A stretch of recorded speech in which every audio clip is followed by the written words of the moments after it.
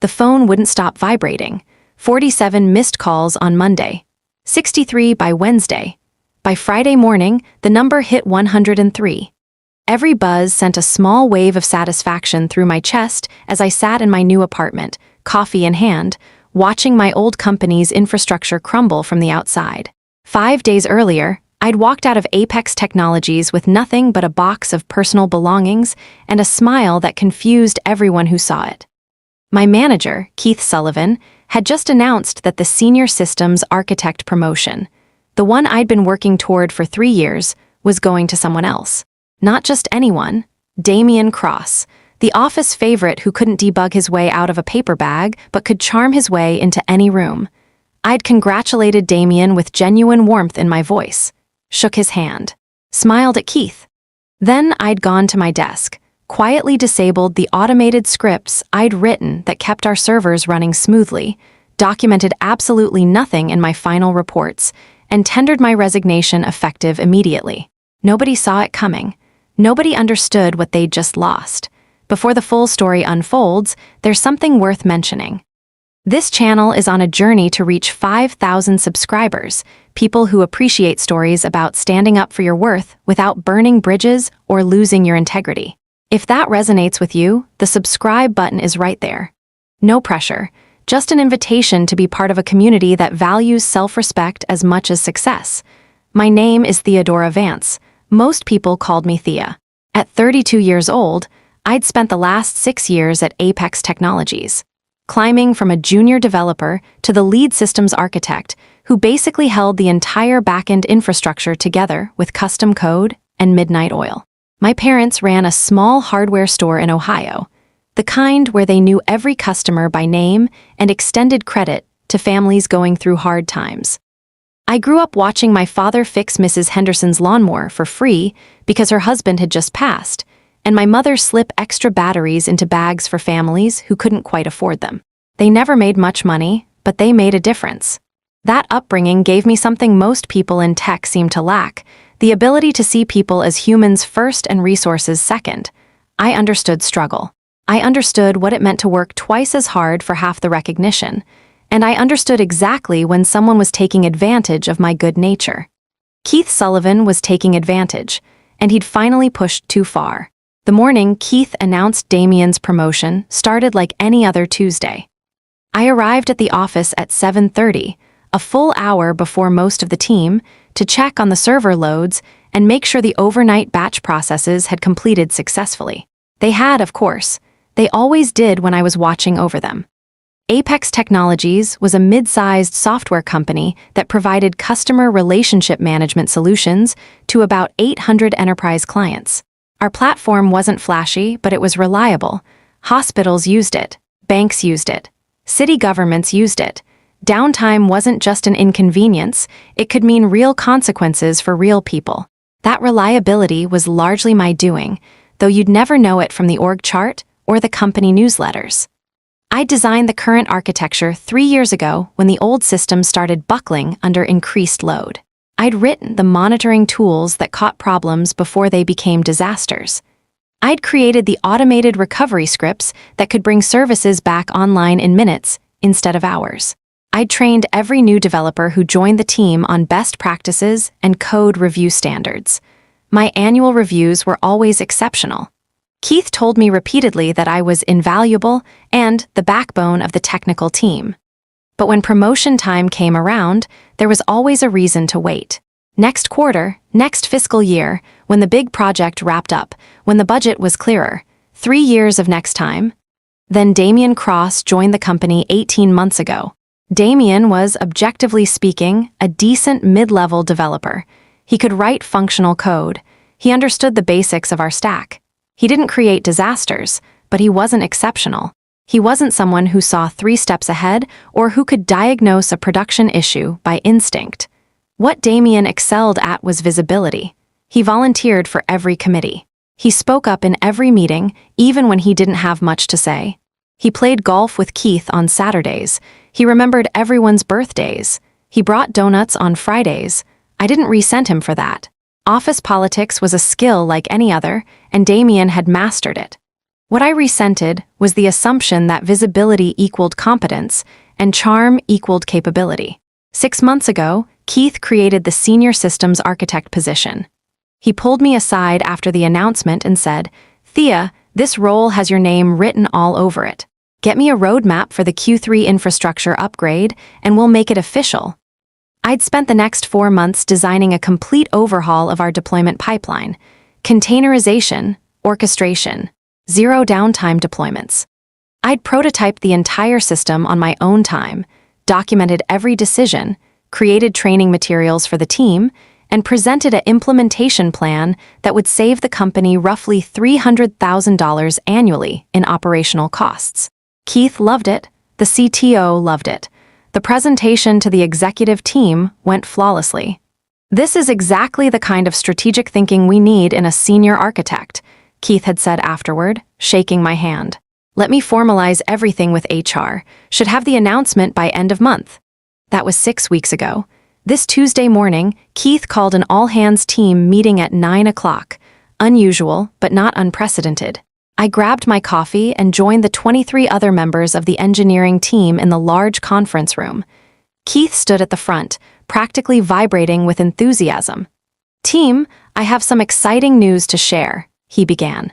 "As you know, we created a senior systems architect position to help lead our technical strategy into the future. After careful consideration, I'm thrilled to announce that Damian Cross will be stepping into that role." The words hit me like cold water. Damian looked genuinely surprised. Either he was an excellent actor, or he genuinely hadn't known. He stood up to light applause, shook Keith's hand, and made a short speech about how honored he was and how much he looked forward to collaborating with everyone. I clapped along with everyone else. I kept my expression pleasant and interested. Inside, something crystallized into absolute clarity. After the meeting dispersed, Keith caught my elbow. "Thea, got a minute?" We stepped into his office. He closed the door and gestured for me to sit. "I know you were hoping for that position," he said, not quite meeting my eyes. "And I want you to know that this doesn't reflect on your technical abilities at all. You're phenomenal at what you do." "Thank you," I said evenly. "The thing is, the senior architect role requires someone who can interface with stakeholders, manage up to executive leadership, and represent the team in strategic planning sessions. Damian has really shown strength in that area. He's got the soft skills that clients respond to." Soft skills. That's what my 3 years of overtime, my comprehensive documentation, my mentoring of junior developers, and my complete infrastructure redesign had lost to. Soft skills. "I completely understand," I said, and I meant it. I understood perfectly. "I'm glad you're being so professional about this," Keith continued, relief washing over his face. "The truth is, we need you right where you are. You're so good at the nuts and bolts, at keeping everything running. Damian will handle the strategic vision, but we absolutely need your execution expertise." Translation. Damian would take credit for ideas while I did the actual work. At my current salary, in my current role, with no advancement in sight. "That makes sense," I said. Keith beamed. "I knew you'd get it. You're a team player, Thea. That's why everyone loves working with you." I stood up, shook his hand, walked back to my desk. For about 20 minutes, I sat at my workstation and stared at my dual monitors without really seeing them. My mind was extraordinarily calm. There was no anger, no sadness, no sense of betrayal, just calculation. I pulled up my bank account. I'd been saving aggressively for years, living well below my means. Between savings and investments, I had roughly 14 months of expenses covered, more if I was frugal. I checked my email. 3 recruiters had contacted me in the past month alone. My LinkedIn profile, which I barely maintained, still got regular interest. The market for someone with my skills was exceptionally strong. I opened a text file and began to catalog exactly what I did at Apex Technologies that nobody else could do. The list grew quickly. The monitoring scripts that caught database deadlocks before they cascaded into full outages. The load balancing algorithms that distributed traffic during peak hours. The automated failover systems that switched to backup databases when primary ones hiccuped. The caching layer that kept response times under 200 milliseconds. The data reconciliation jobs that ran nightly to catch synchronization errors. None of this was in my official job description. I'd built all of it on my own initiative because I saw problems and fixed them. Most of it wasn't even documented beyond my personal notes. The code was commented, sure, but understanding why I'd made specific architectural decisions required context that existed primarily in my head. Damien didn't know any of this existed. Keith vaguely knew I'd automated some stuff, but had no idea of the scope. The rest of the team benefited from the stability without knowing what created it. If I left, how long would it take for everything to fall apart? I pulled up our incident history. Before I'd implemented my various systems, we averaged about 4 major outages per month, each lasting between 2 and 6 hours. Client complaints had been constant. The previous lead architect had quit in frustration. In the 3 years since I'd taken over, we'd had exactly 2 outages, both related to third-party service failures completely outside our control, and both resolved within 40 minutes. Nobody noticed when things worked perfectly. That was the curse of good infrastructure engineering. I made my decision. Opening a fresh document, I wrote a simple resignation letter. Professional, courteous. Effective immediately, with 2 weeks' salary forfeited to accommodate the lack of notice. I cited pursuing other opportunities and thanked everyone for the experience. Then I systematically began to undo my safety nets. The monitoring scripts were the first to go. I didn't delete them. That would be sabotage and potentially illegal. I simply disabled them, changed the cron jobs to not execute. The code remained in the repository, but it would no longer actively run. Anyone looking at the server logs would see the scheduled tasks simply stopped. The automated recovery scripts got the same treatment. Disabled, not deleted. The load balancing tweaks I'd made were coded directly into configuration files. I reverted those files to the default settings. Again, nothing deleted, just returned to how they'd been when I'd arrived. The documentation I'd created for my infrastructure redesign, the one Keith had praised so highly, I'd written on my personal laptop, on my own time. It had never been officially submitted to the company repository. I moved it to an encrypted archive and removed it from my cloud drives. I went through every major system I'd improved and quietly removed my fingerprints. It took about 3 hours. Nobody interrupted me. Everyone assumed I was just doing my usual work. By 1 o'clock in the afternoon, Apex Technologies' infrastructure was back to the state it had been in 3 years ago. Functional, but fragile. Capable, but without any safety margins. It would work fine under normal conditions. But the moment anything unusual happened, a traffic spike, a database hiccup, a network glitch, there would be no automated systems to catch it. They'd have to fix problems manually if they could figure out what the problems were. I printed my resignation letter, signed it, and walked to Keith's office. He was on a call but waved me in. I waited silently until he finished. "What's up, Thea?" I handed him the letter. His eyes scanned it quickly, and his expression morphed from confusion to concern to something approaching panic. "Effective immediately? Thea, what's going on? Is this about the promotion? Because we can talk about a raise, a title bump, maybe a lead architect position." "I appreciate that," I said calmly, "but I've made my decision. I'll pack up my desk and be out within the hour." "You can't just leave with no notice." "What about the infrastructure? What about the Q3 deployment project?" "The infrastructure is documented in the company repositories. Any competent engineer can maintain it. As for the Q3 project, I'm sure Damien will have excellent ideas for moving forward. That's why you promoted him, isn't it? His strategic vision?" Keith's face went red. "Thea, be reasonable. We need transition time. At least give us the 2-week standard notice." "I'm forfeiting the salary for those 2 weeks. According to my employment contract, that's acceptable for immediate resignation. HR confirmed it when I checked this morning." I had indeed called HR before disabling anything, just to make sure I was legally covered. "This is incredibly unprofessional," Keith said, his voice hardening. "After everything this company has done for you." That almost made me laugh. Almost. I've given this company 6 years of exceptional work. I'm leaving professionally and legally. My resignation is effective as of now. I turned and walked out before he could respond. Packing my desk took 30 minutes. I didn't have much: a few photos, some personal books on programming, a coffee mug my parents had given me, a small succulent plant that had survived on my desk for 4 years. A few coworkers stopped by, surprised by the sudden departure. I told everyone the same thing. I'd been presented with an opportunity I couldn't pass up, and I wished them all the best. Damien approached as I was sealing my box. "Hey Thea, I just heard. I want you to know. I didn't ask for the promotion. I didn't know you were up for it too." I believed him. Damien wasn't malicious, just oblivious to his own privilege. "Congratulations on the new role," I said genuinely. "I hope it goes well for you. Is there any way I could convince you to stay, or at least to grab coffee sometime in the next couple weeks? I'd love to pick your brain about the infrastructure. Keith mentioned you'd done a lot of custom work." "I'm sure you'll figure it out," I said. "All the code is in the repository." "Good luck, Damien." I walked out at 2:15 on Tuesday afternoon. Several people looked confused. A few looked concerned. Keith watched from his office window, his phone already pressed to his ear, probably calling HR or his own manager.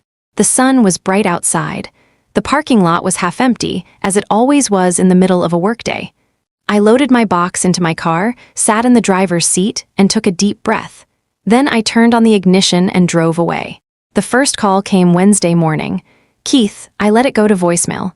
"Thea, it's Keith. Look, I think we got off on the wrong foot yesterday. Can we talk? Call me back."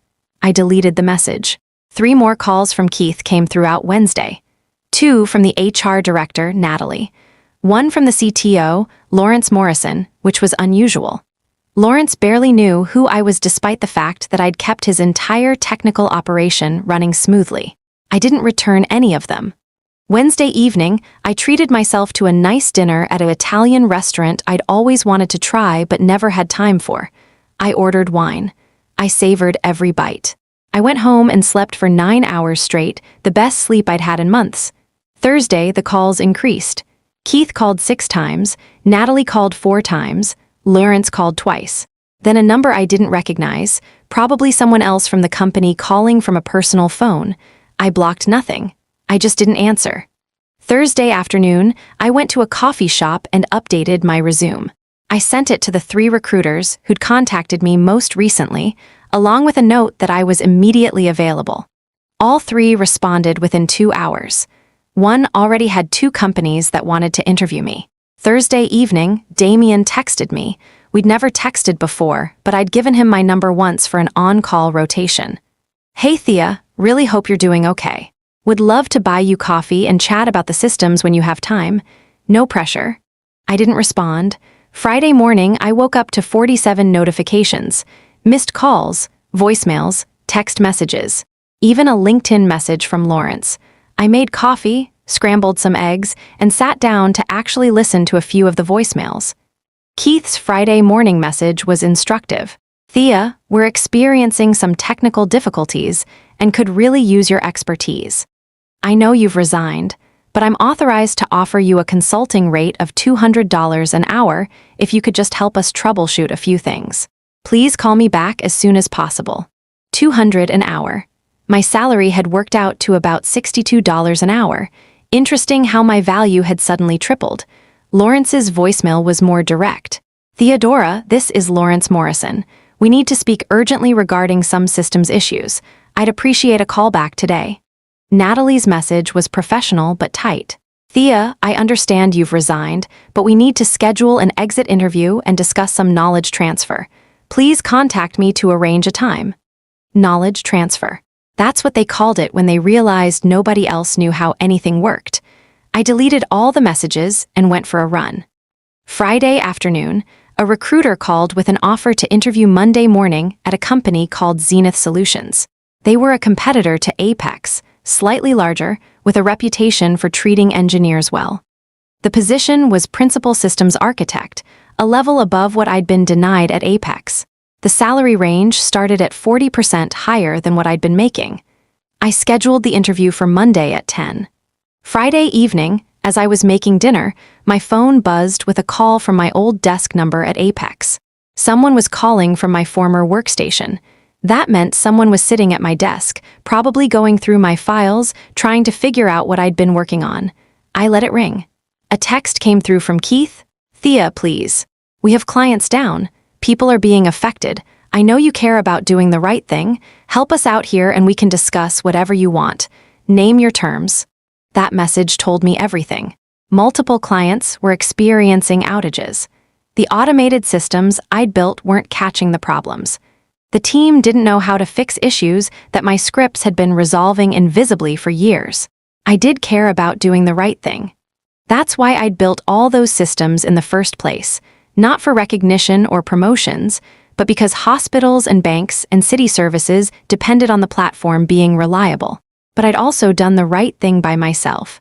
I'd given Apex 6 years of loyalty and excellence. They'd responded by passing me over for someone less qualified because he was better at golf. The systems failing weren't failing because I'd sabotaged anything. They were failing because the infrastructure had always been fragile, and I'd been the one masking that fragility. Now the mask was off, and they were seeing the real state of things. I didn't respond to Keith's text. Instead, I poured myself a glass of wine and settled onto my couch with a book I'd been meaning to read for 6 months. The phone continued to buzz periodically throughout the evening. By the time I went to bed Friday night, I had 103 missed calls. Saturday morning was quiet. No calls before 9 a.m., which suggested everyone had finally gone home Friday night and gotten some sleep. The outages had probably been resolved, manually, painfully, but resolved. Around 10, my phone rang. Not Keith this time. Lawrence Morrison, I answered. "Theodora, thank you for picking up." His voice was carefully controlled, but I could hear the stress underneath. "Good morning, Lawrence." I'll cut to the chase. We had multiple service outages yesterday affecting 17 clients. Some of those clients are extremely unhappy. We've spent the past 18 hours manually resolving issues that apparently were being automatically handled before. I see. I'm told you built those automated systems. I built several tools to improve reliability, yes. Those tools are no longer functioning. I disabled my personal automation scripts when I resigned. The core systems are all still operational. They're in the same state they were when I joined the company. A pause. The same state they were when we were having 4 outages a month. I wouldn't know about that. Before my time. Another pause, longer this time. "Theodora, I'll be frank. I didn't know the extent of what you were doing. That's my failure as a CTO. Keith assured me he had the technical operations under control, and I trusted that. I didn't look closely enough at who was actually making things work. That was probably the closest I'd ever get to an apology from executive leadership. I appreciate you saying that. We'd like to bring you back. Not in your old role. The senior systems architect position that went to Damien, we'd like to offer that to you instead with an immediate start. We'll also increase the salary by 30% and include a signing bonus to compensate for this situation." 30%. The promotion I'd been chasing for 3 years finally offered now that they were desperate. "I have an interview Monday for a principal architect role elsewhere," I said. "Principal architect. We could create that position. 40% salary increase. You'd be Damien's senior, reporting directly to me instead of to Keith. 40%, reporting to the CTO. A week ago, that would have been a dream offer. What happens to Keith? I asked. That's an internal personnel matter, but I can tell you that his judgment is being reviewed. And Damien? Damien is, in over his head. He's admitted as much.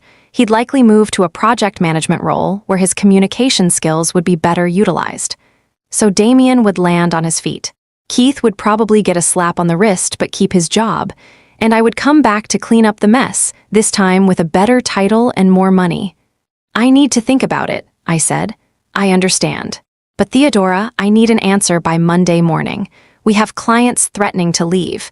We need stability, and apparently you're the only one who knows how to provide it. There it was, the leverage. The admission that I hadn't just been a good employee, I'd been an essential one. I'll let you know Monday, I said, and ended the call.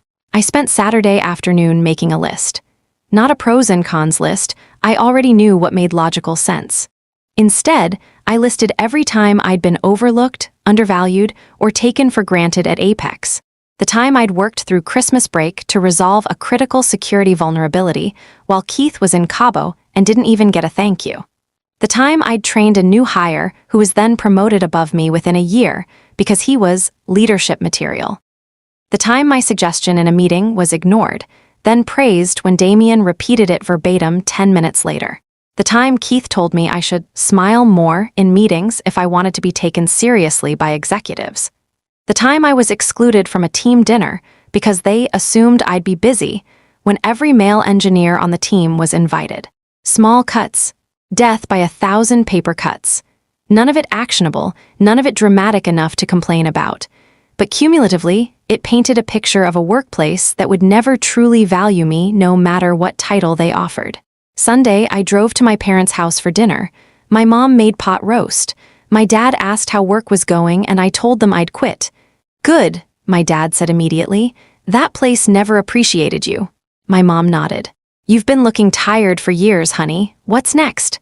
I explained about the interview Monday and about Lawrence's offer. What do you want to do? My mom asked. That was the question, wasn't it? The practical answer was to take Apex's offer. Principal architect, 40% raise, reporting to the CTO. It was vindication. It was everything I'd been working toward. But I remembered something my father had told me when I was 16, working my first job at a local grocery store, where the manager kept scheduling me during times I'd explicitly said I wasn't available. Thea, he'd said, there's a difference between being needed and being valued. People will always need someone competent and reliable, but if they don't value you until you're walking out the door, they don't really value you at all. They just don't want to be inconvenienced. Apex needed me. That was obvious. But did they value me, or did they just not want the inconvenience of having to fix their own infrastructure? I think I want to see what else is out there, I said. My dad smiled. That's my girl. Monday morning, I put on my best interview outfit and drove to Zenith Solutions. The office was modern, bright, with an open floor plan that somehow didn't feel chaotic. The engineers I passed in the hallways looked focused but not stressed. The interview was with the VP of Engineering, a woman named Autumn Hayes, and the current director of infrastructure, a guy named Ryan Park. They'd clearly done their homework. We've been trying to recruit someone of your caliber for 6 months, Autumn said after introductions. Your work at Apex is well known in the industry.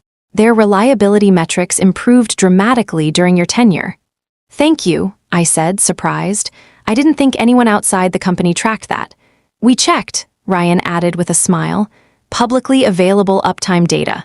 You took them from 94% availability to 99.7%. That's exceptional for a platform that complex.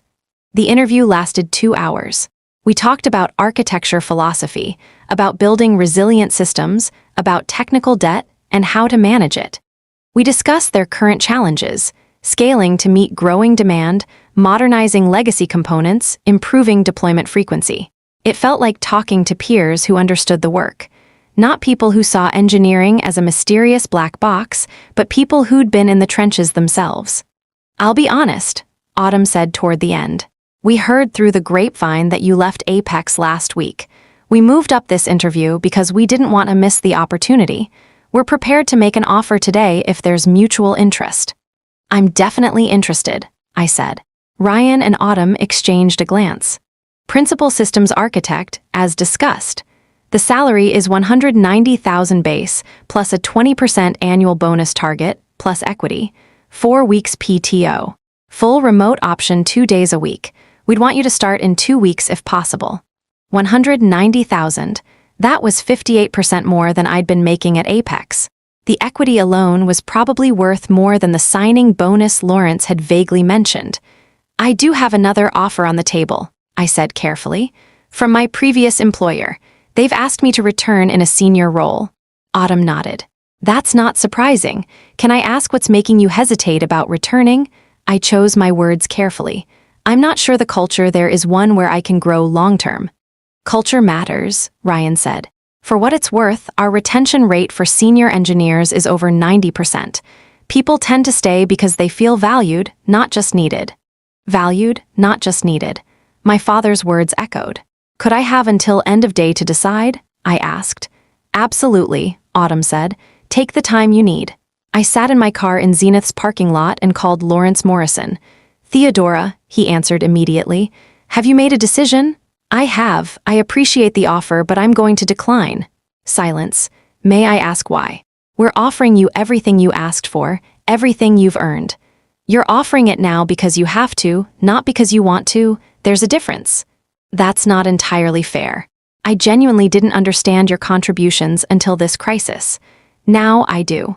I believe you, I said, but I've also realized that I don't want to work somewhere that only recognizes my contributions during a crisis. I want to work somewhere that sees my value consistently. Another pause. We could work on the culture issues. With you in a leadership position, you could help drive that change. It was a reasonable argument, but I was tired of reasonable arguments that put the burden of fixing broken systems on the people most hurt by them. I appreciate that, Lawrence, but I've made my decision. I do have one request, though. Name it. My automation scripts are disabled, not deleted. They're in the repository in a directory called Theo Vance Automation. The documentation is minimal, but any decent engineer can figure them out with some time. You have my permission to use them, modify them, whatever you need. I heard him exhale. That's generous, thank you. I didn't build those tools for recognition. I built them because the platform serves important clients who need reliability. I don't want hospitals or city services to suffer because of office politics.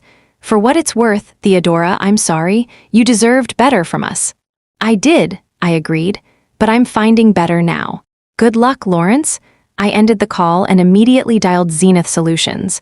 Autumn Hayes. Autumn, it's Theodora Vance. If the offer still stands, I'd like to accept. I could hear the smile in her voice. It absolutely stands. Welcome to Zenith, Thea. I think you're going to do great things here. The paperwork was finalized by Wednesday. I negotiated a start date 3 weeks out. I wanted some actual time off between jobs to decompress and reset. The calls from Apex finally stopped after I sent a brief email to Lawrence, Keith, and Natalie confirming that I wouldn't be returning and that the automation documentation was available in the repository. Keith sent a terse reply. Received.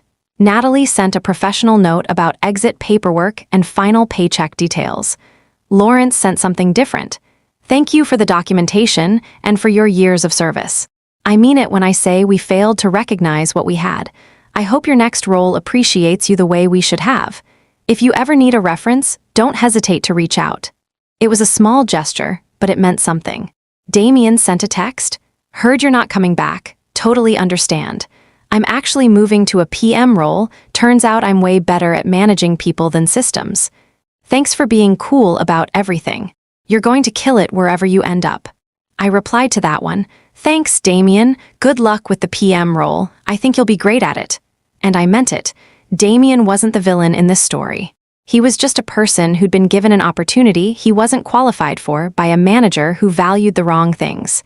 The system was broken, not the individuals caught in it. Well, Keith was kind of a villain. But even Keith was more incompetent than malicious. The 3 weeks between jobs were revelatory. I'd forgotten what it felt like to wake up without immediately checking my phone for overnight alerts. I'd forgotten what it felt like to read a book in the middle of a Tuesday afternoon. I'd forgotten what it felt like to exercise, cook real meals, see friends, exist as a full person rather than just a work function. I also did some reflection on my own role in what had happened. Had I been too passive? Had I failed to advocate for myself effectively? Should I have been more politically savvy, more like Damien in building relationships with leadership? Maybe, but also I'd been doing the work. Real, valuable, essential work. And in a functional organization, that should matter at least as much as golf games and committee meetings. The problem wasn't that I'd failed to play the game. The problem was that the game was rigged. My first day at Zenith Solutions was everything the first day at Apex hadn't been. Autumn personally gave me the office tour. Ryan introduced me to the infrastructure team, 8 engineers who seemed genuinely excited to have another senior person to collaborate with. My workstation was already set up with the equipment I'd requested. There was a welcome packet with information about benefits, culture guidelines, and even a handwritten note from the CEO welcoming me to the company. Small things, but small things that communicated value. The infrastructure itself was in decent shape, better than Apex had been when I'd started, but with room for improvement. In my first week, I identified 3 key areas where we could increase reliability and reduce manual intervention. I proposed a project plan to Ryan, who immediately greenlit it and assigned me 2 junior engineers to help with implementation. "This is exactly the kind of strategic thinking we hired you for," he said, reviewing my proposal. "Do you need any additional resources?" Additional resources. At Apex, I'd had to beg for every hour of developer time. Here, they were asking what I needed to succeed. "I think we're good to start," I said. "I'll let you know if that changes." "Please do. We'd rather over-resource a project like this than have it stall out." By the end of my first month, we'd implemented the first phase of improvements. Deployment times were down by 30%. The on-call rotation was getting paged 40% less frequently because automated monitoring was catching and resolving issues proactively. Autumn called me into her office on a Friday afternoon. "Thea, I've been hearing great things from Ryan and the team. I wanted to check in and see how you're feeling about the role." "Honestly, it's the best job I've ever had," she smiled. "I'm really glad to hear that. I also wanted to give you a heads up. We're planning to expand the infrastructure team significantly over the next 6 months. We're going to need someone to lead that expansion. Would you be interested in stepping into a director of infrastructure role? You'd be at the same level as Ryan, but focused specifically on platform reliability and scaling." Director. A full leadership position. At Apex, that had been at least 5 years away, if it ever happened at all. "What would happen to Ryan?" I asked. "Ryan's moving into a director of platform engineering role, focusing on product infrastructure and feature development. You two would be peers, collaborating closely but with distinct areas of ownership. We've already discussed it with him, and he's enthusiastic about the idea." "Then yes, I'm very interested." "Excellent. We'll formalize everything over the next few weeks, but I wanted to float the idea now so you could start thinking about how you'd want to structure your team." I walked out of that meeting somewhat dazed. 4 months ago, I'd been fighting for a promotion I'd more than earned. Now I was being offered a director role before I'd even finished my probationary period. The difference wasn't my skills. I was the same engineer I'd been at Apex. The difference was being in an environment that recognized and rewarded those skills. That evening, I called my parents. "They're promoting me," I told them, "to director." "Already?" My mom laughed with delight. "Honey, that's wonderful. I mean, it's not official yet, but yeah, 4 months. "That's how it works when people actually value you," my dad said. "They don't make you wait and beg and prove yourself over and over. They just recognize what you bring and make room for you to grow." He was right. About 6 months into my time at Zenith, I ran into Damien at a tech conference. He spotted me across the expo hall and made his way over. "Thea, how are you?" "Really good. You?" "Good, yeah, I'm actually not at Apex anymore either." "Oh, what happened?" "After you left, everything kind of fell apart for a while. They got the systems stable again, eventually using the documentation you left, but it was a rough few months. Keith got reassigned to a different department. I did the PM thing for a bit, but honestly, I realized I wanted to try something completely different. I'm doing technical sales now at a startup. Turns out I'm actually pretty good at it." "That makes sense," I said. "You were always great at client relationships." "Thanks. And hey, I wanted to say, I'm sorry for how everything went down. I've thought about it a lot, and I got a promotion I didn't really deserve while you got screwed over. That wasn't right. It was the acknowledgement I hadn't known I needed. I appreciate that," I said, "but honestly, I'm glad it happened. I'm in a much better place now."